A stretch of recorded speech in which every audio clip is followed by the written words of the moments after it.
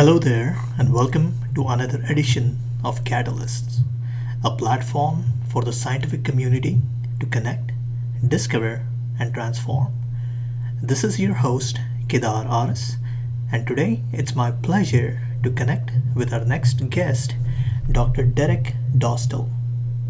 Dr. Dosdall is an assistant professor in the Department of Surgery at University of Utah. His research focuses on the interface between engineering and medicine to develop translational technologies and devices to understand heart problems and develop treatments to improve quality and duration of life. His lab studies cardiac arrhythmias such as atrial and ventricular fibrillation to understand the causes of these dangerous arrhythmias and to develop novel treatments such as pacing, defibrillation, and ablation therapies. His lab also focuses on developing preclinical models of heart problems for testing treatments and drugs to help patients.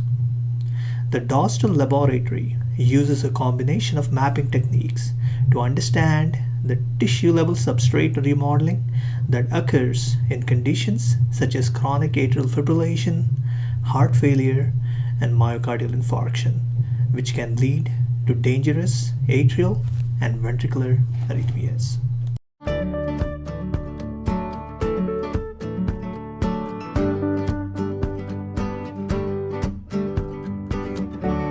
Hello, Dr. Dostal. Thank you for joining us on the Catalyst podcast. To begin with, I wanted to ask you, on the behalf of the listeners, what the transition process for you was like from grad school. I understand you did your PhD in bioengineering at Arizona State University. That's correct. So could you share with the listeners how that transition from grad school was like for you? Yeah. So as you mentioned, I did my PhD at Arizona State in Tempe. And as it got closer and closer to finishing my PhD, you realize you've got to make some decisions about academic career or industry or different options that are available. And my heart was really in the academic research is what I enjoyed the most. And so I determined I needed to do a postdoc really to get into the academic track. So I looked at the labs. The research I had done was primarily in cardiac work and defibrillation and things like that. And so for postdoc, I began looking at the labs that had done similar research and the leaders in the academic field. And there was one lab that really stood out. I mean, half of the work cited, in my dissertation and stuff was all from this one lab. And it was really kind of the standout lab in that type of research. And so I had several labs that I looked at. I contacted some people from each of the labs to talk about ongoing projects and what was happening there. Tried to get to, went to some conferences where the experts were at and tried to meet them face to face. And as I went through the list of potential places that might work, none of which had advertised postdoc positions open. But I think by getting to know people, doors open and you make yourself available, and if they've got funding and it's a good fit, then things happen that way. I went through the list of potential places where we could go, and there were some places, in California or New York or Michigan and different places. Alabama was kind of the standout place. University of Alabama at Birmingham. There was a researcher, Ray Ideker, was a leader in this field and had been for probably 3 decades, one of the top people in this field. And so I met with him at a conference, at the annual Heart Rhythm Society conference, and told him that I'd be finishing my PhD within the next year and was really interested in working with him. And he said, I was presenting some research at the conference, and he listened to my talk, and it was a paper that just come out with it, and he was very interested as well. So I went back to my advisor and said, look, I want to tell him I'm going to be done by this date. Can I do it? And I think one important step in your career advancement is always to plan it, not just let it happen.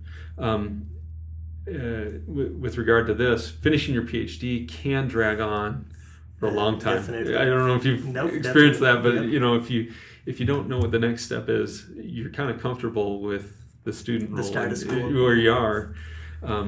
But for me, it was important to, I went back to my advisor and said, look, I want to be done. I want to tell him I'm going to be done in December. Mm-hmm. Can I do that? Can we finish that? And his reply was basically, if you line up this postdoc and you're going to go there, I'll help you pack. We'll make it happen. Mm. So that was very important to me. Had I not had this position lined up, I'm sure it could have dragged on another semester or a year. There's always additional stuff you could look at, things you could work on. But having a well-respected place to go was really important.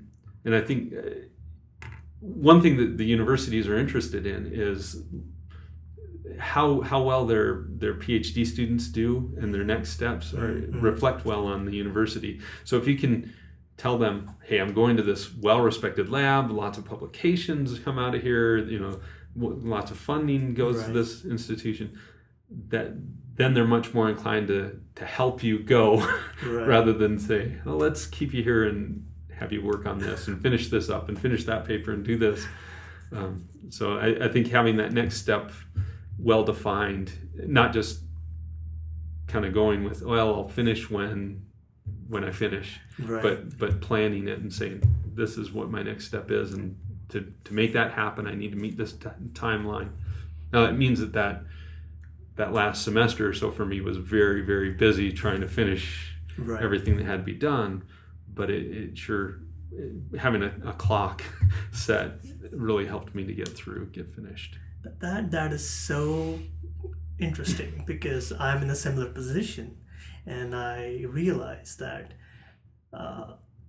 unless you have a set exit timeline, this thing can keep on getting extended. Yeah. So you're so right in kind of letting the listeners know that always have that exit strategy or a timeline in place so that things can happen according to that timeline. And if there is no timeline, then they just keep on dragging, as you said. Sure. Because there are so many things that you keep on building on your research, and there isn't a set definitive end point.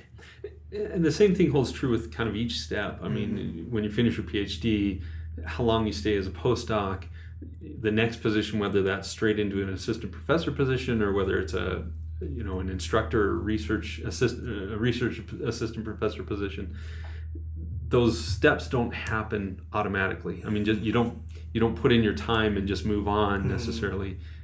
You have to make a plan for how these steps, each one's going to happen, right?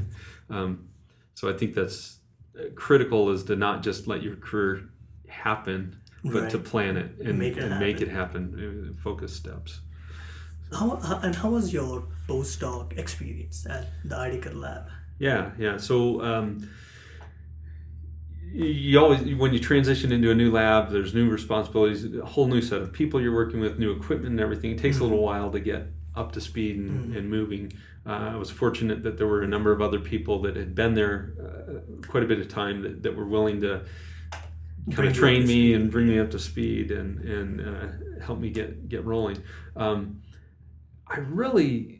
There were some great things about my time as a postdoc that I really enjoyed. I mean, you can focus really on the research, and for me, I really enjoy the research, the academic research. You're not so worried about the funding because that's your mentor's responsibility. You're really focused on doing the work, getting the papers out, and things like that. So that's kind of an enjoyable time. You're not mentoring students. You're not necessarily writing that many grants, doing different things like that. So I think it was a very enjoyable period. Now you obviously wish you got paid more than you do as a postdoc. Right. But that's just kind of the way it goes. So your postdoc experience was mostly focused on doing research. churning out publications, as many as you can, which is really an important aspect of building your portfolio and CV. Right.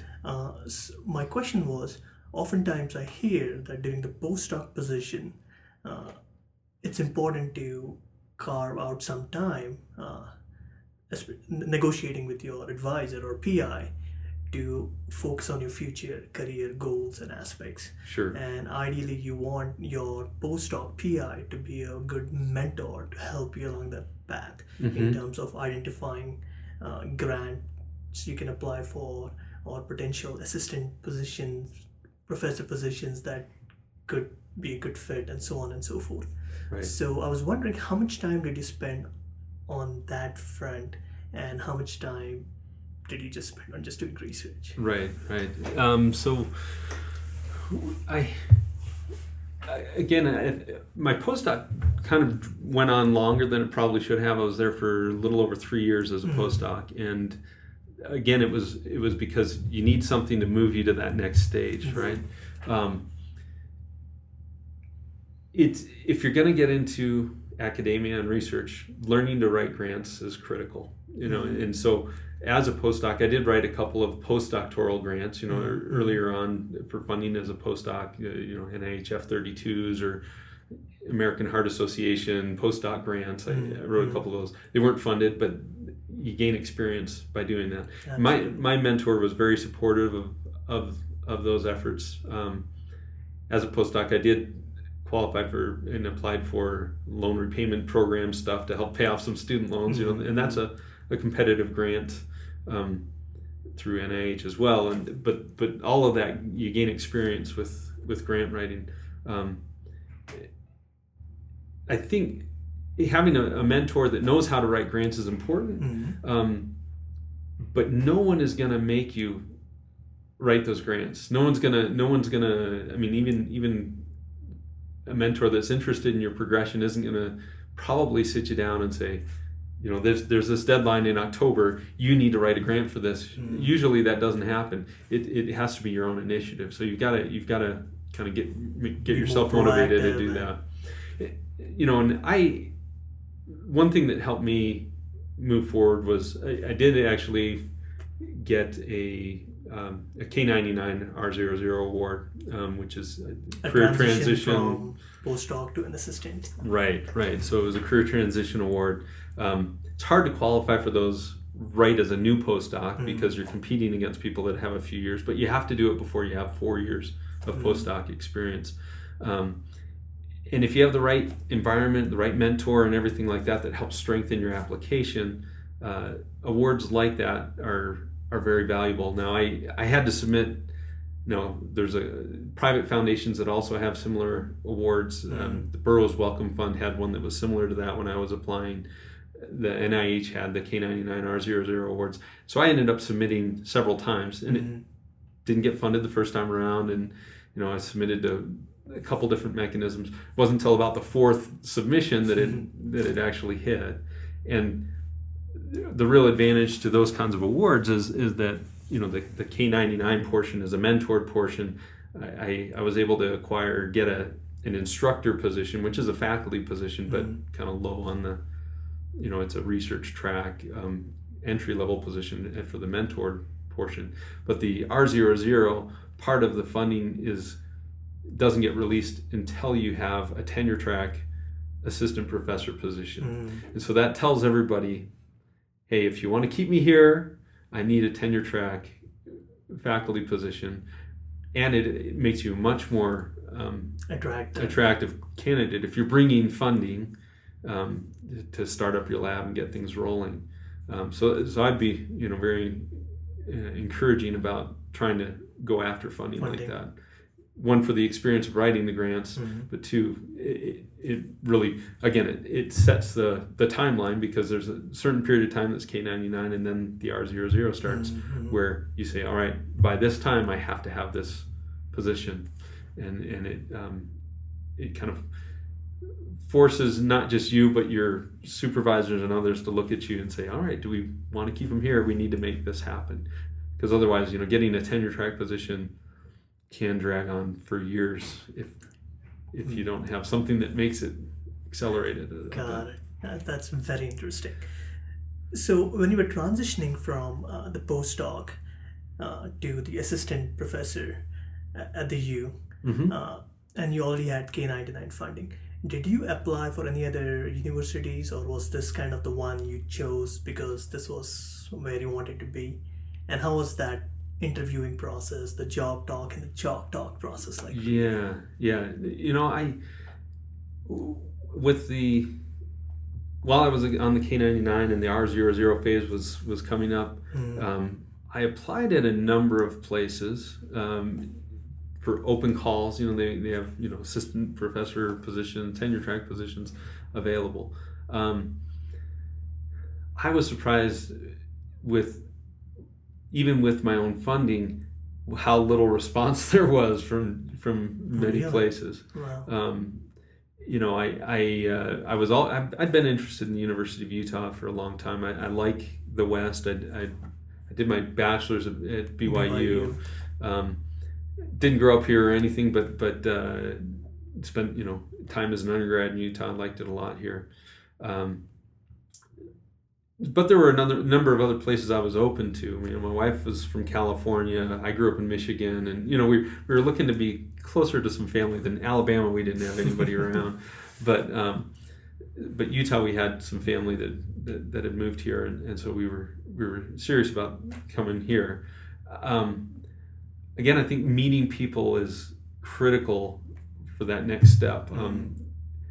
I looked for conferences and stuff that would bring me in contact with people here, and I think some of I emailed and contacted some people previously, but I looked for, I think it was Computers in Cardiology was held here 5-6 years ago, something like that. 2009, yeah. Yeah. And I had never been to that conference before. It wasn't one that was really on my radar, but I saw that it was here and this was a place I was interested in. So I said, all right, I'm going to go here and meet all the people that might be interested. I met with a number of people in bioengineering. I met with people in cardiology. Rob McLeod, your mentor, is one of the people that really spent some time with while I was here, and presented myself as, hey, I'm looking for a faculty position. I have this funding. I'm interested in this type of research, and some conversations came out of that. Again, it wasn't an advertised position at the University of Utah that I applied for, but after meeting with a number of people and talking about interests and what was available, they created a position. And coming to Utah was actually in cardiology was where the position ended up being, even though I'd been in my degree is bioengineering, Right. but all my research had been cardiac, so cardiology was a Good fit. good fit, sure.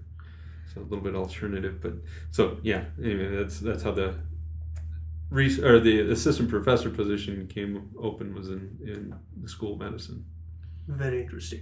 And did you have like a special? I know every visiting professor or wanting to apply for a position has to give a seminar, which is called the job talk, Mm-hmm. which is like a public forum for people to listen to your research contributions and ask some questions.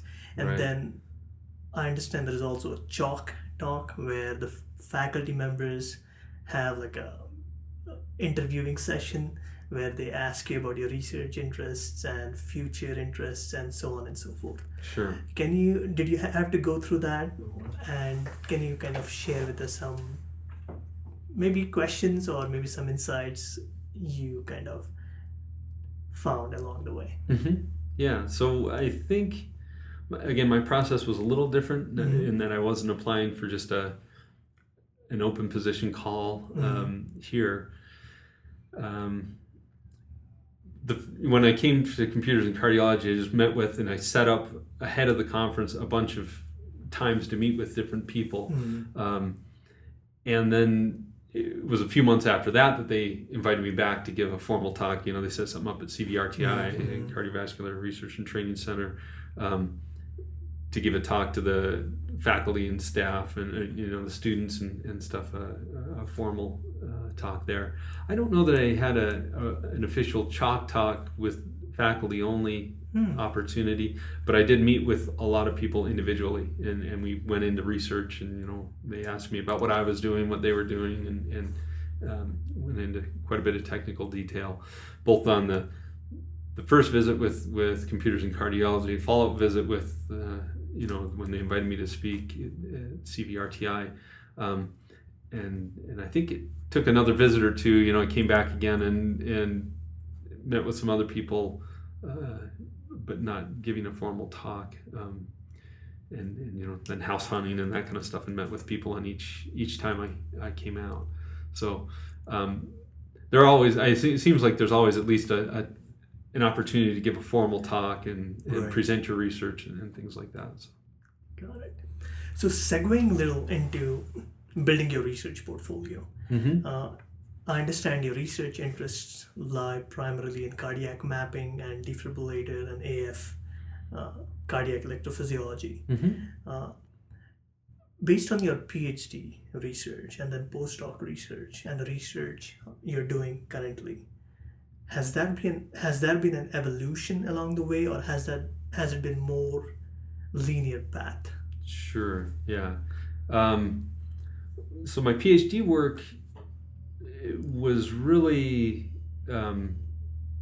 developed therapies. We built a defibrillator that moved current around between multiple electrodes and things like that. It was at Arizona State, where they don't have medical school. There's no veterinary program and things like that. And so we were much more isolated as far as it was kind of our lab doing it, and everything came on our own. Idecker's lab had very formal ties to the School of Medicine and lots of ongoing animal research and things like that, and the bioengineering department. And they were kind of the world experts in the mapping arena. So I didn't really pick up the mapping stuff till my postdoc. And they had channel, 500,000 channel mapping systems there that needed to be, that were available for use. So picking up those techniques happened there. What I kind of carved out for myself in my area of expertise ended up being cardiac mapping, because all the resources and the expertise and everything were there to help me develop that. But I had to pick an area that was kind of my own, and so I really focused on the specialized conduction system, the Purkinje fiber system, what's happening during fibrillation and other arrhythmias with regard to the specialized conduction system. So I took a subset of cardiac mapping and focused on one aspect that had been kind of understudied, under utilized to that point. And my mentor was very supportive of that. It kind of dovetailed, worked to do some of the work under his grants. You still need money to do the animal work and stuff like that. But it wasn't a specific emphasis of his research, so it was okay for me to kind of take that over. It didn't compete with what he was doing, but it was complementary, which is important. And then bringing that here, that's what the grant that I brought with me focused on. But here, a lot of the equipment and stuff, I didn't have access to that. Now CVRTI and stuff that has a lot of that equipment, and I did some studies there, but eventually I needed my own mapping system and things like that. Right. So it's important to build in, to your startup funding negotiations and things like that, any special equipment that you're going to need. I ended up needing to write an instrumentation grant and got equipment from the VP for Research office, some equipment that I really needed that I hadn't gotten funding for, but it would have been good in retrospect to make sure I had that from day one, the funding for that, Right. startup funding or whatever.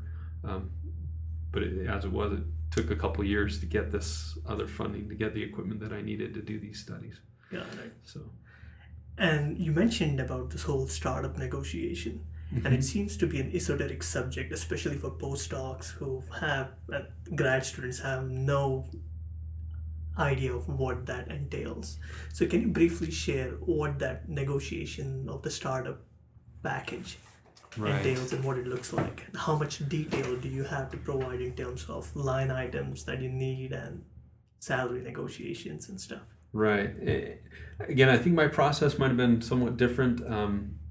With the School of Medicine, and I was with the CARMA Center, the Comprehensive Arrhythmia Research and Management Center.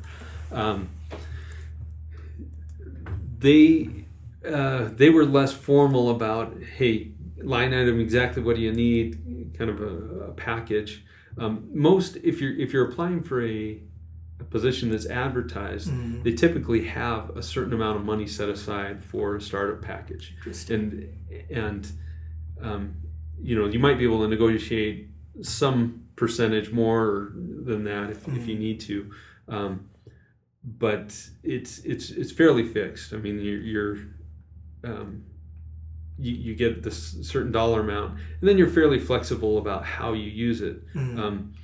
Again, obviously, you need to make sure to allocate money for any special equipment that you need. If there's, whether it's mapping equipment, whether it's a mass spectrometer, whatever your research is, there might be a $100,000 plus piece of equipment that you need that you can't charge that to a grant unless you have it specifically called out in the grant.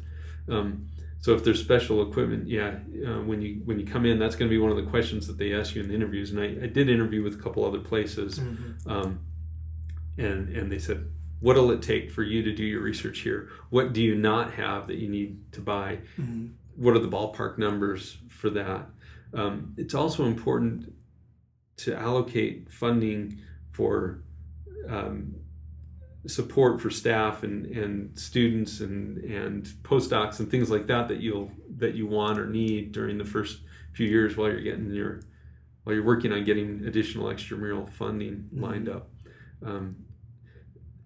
So when day one, when you come in, if you don't bring a grant, you're going to want to get students, postdocs. If you need like a vet tech or a technician in your lab to run equipment and things like that, that kind of stuff adds up very quickly. And you need to make sure you give yourself a time. Do you need 3 years of ramp up funding for these support people? Do you need protected time of yours to do the research where you're kind of buying yourself out of teaching or other loads that you've got? And so you do need to come up with a fairly solid plan. Again, the idea of you've got to plan these transitions. Don't just let them happen. Just show up and they say, well, here's $500,000 startup fund. You need to plan and say, well, is that enough? Is that enough? You need to come in with a plan and say, it's going to take me 3 years to get an R01 based on what I've learned and what I've seen. To get to that point, this is what I'm going to need in equipment. This is what I'm going to need in people. If I don't get the R01 in year 3 and I go to year 4 or year 5, how does that affect this? Is there a safety net or something?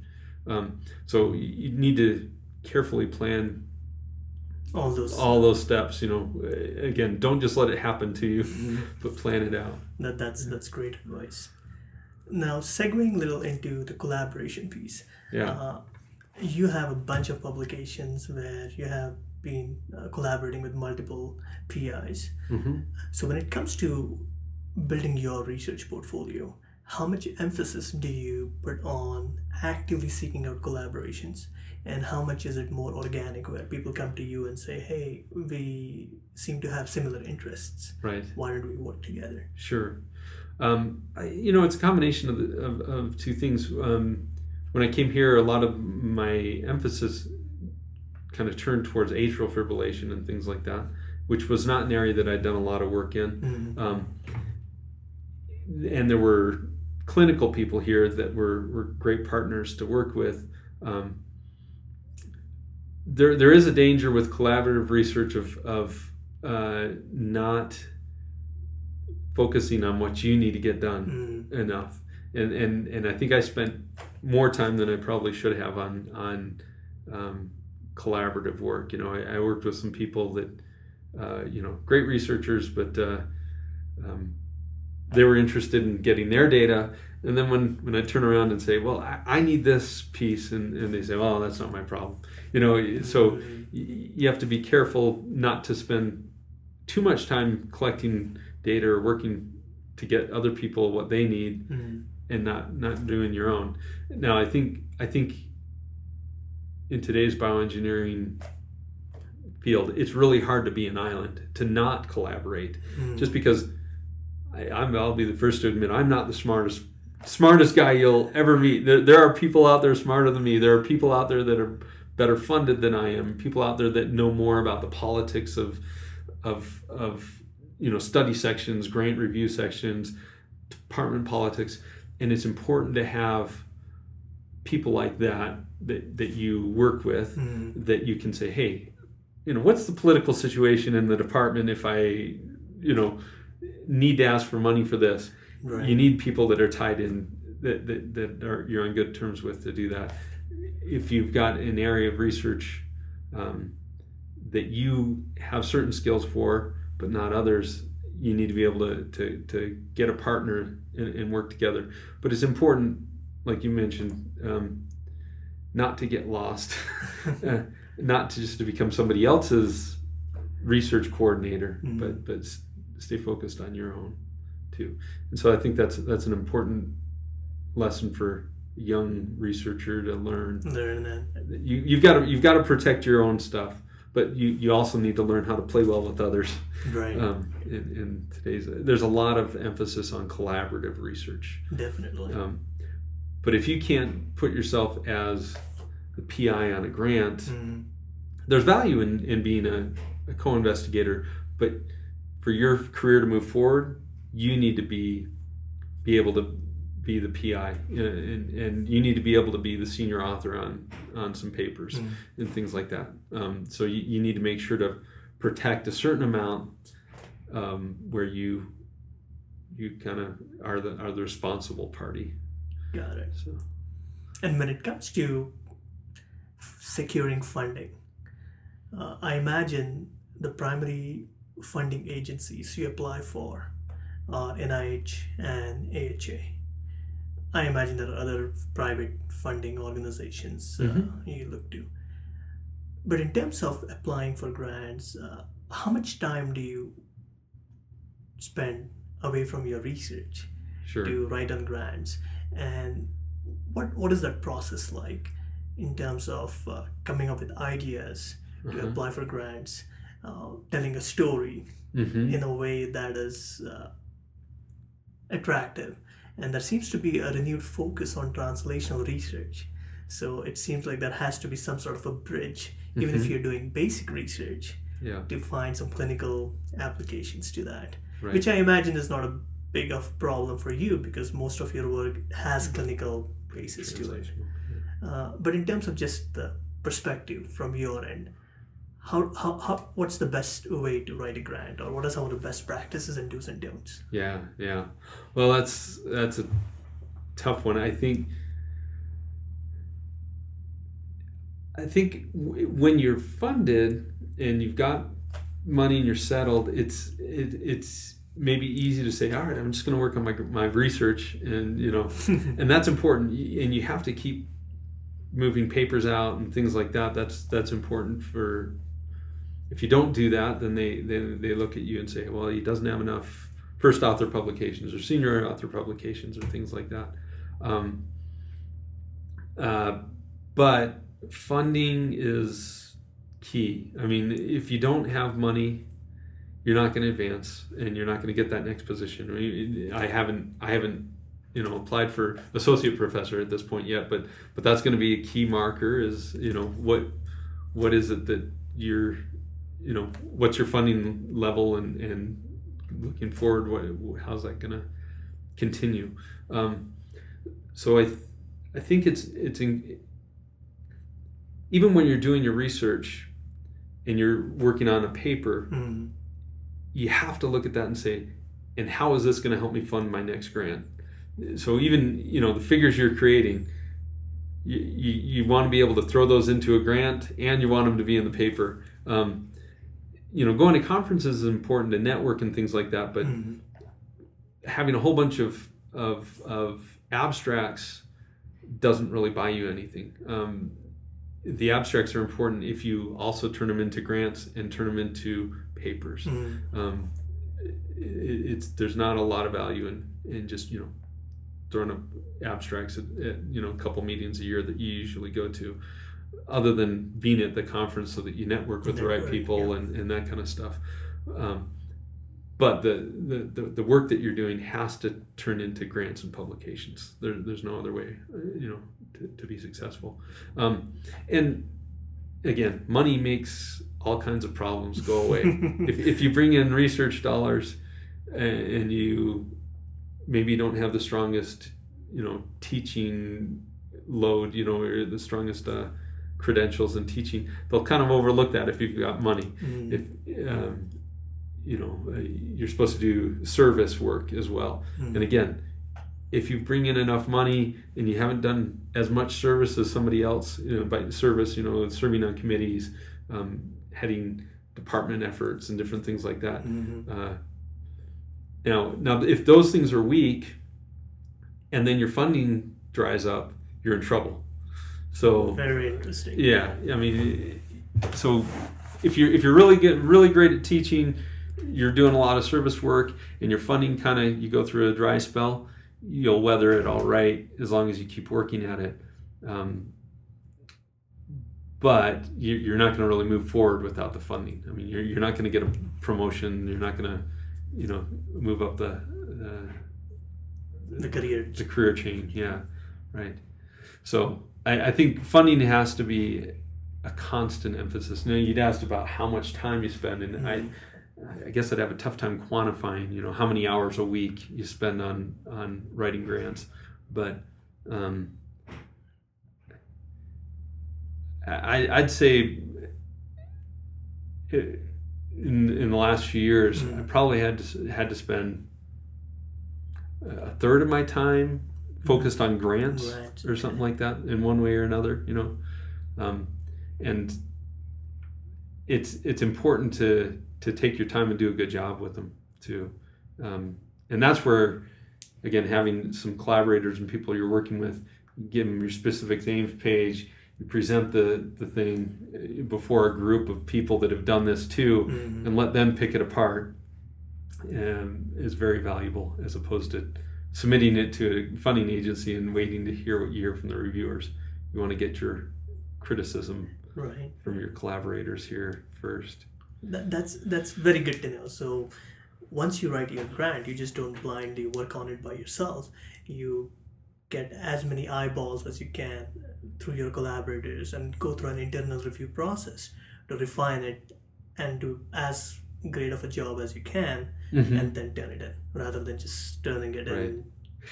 And that also takes planning too, because so often grants, you end up working on them until 3 a.m. the day they're due, and then you're trying to rush to get them submitted, and it's hard to get you have to get it done early. You have to get it done a month or 2 months ahead of time if you really want to get feedback from other people, because they're not going to be able to drop everything and read your proposal. They're busy too.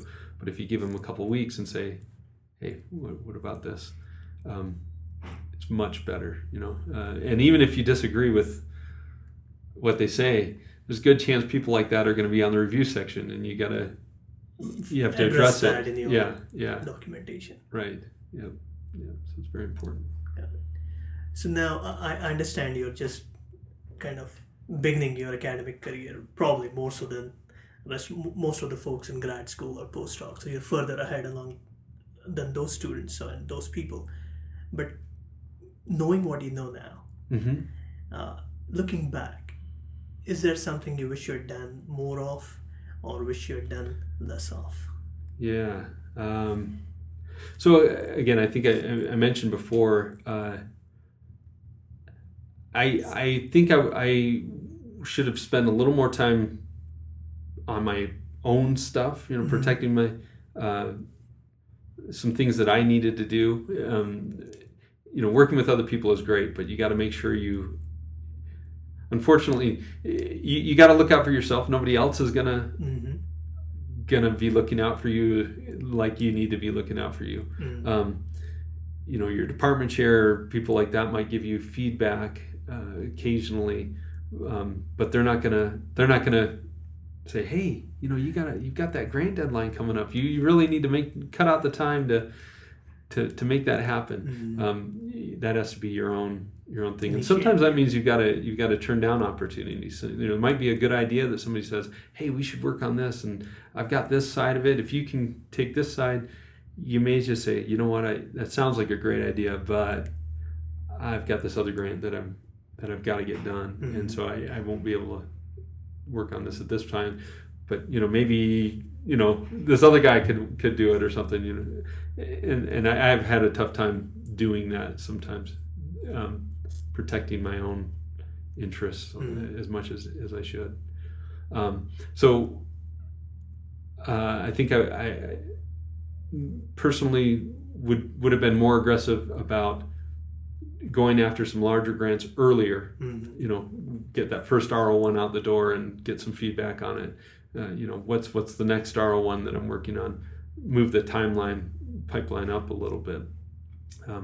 So I think even if you've got a 3 or 4 year startup package, by the end of year 1, you got to be thinking, all right, when's this grant going in? Right. Because most often it will take a couple iterations before you can get something funded, and the timeline is really slow. It takes you 6 months to write this grant, and then it takes the funding agency 6 months to review it. Then you get your scores back. You're talking a year now, and then you make changes, you resubmit. It doesn't get funded the second time. You're 2 years in. So you got to do that early, and I think I would have spent more time early on working on getting those grants out. I guess I keep coming back to grants. You got to get the publications and stuff out too, but the grants are critical. So got it. So maybe I should have spent even more time on the grants. Grants, okay. Yeah. So what I'm hearing so far is 3 things. 1, plan out your career and transition steps. Don't wait for things to happen. Right.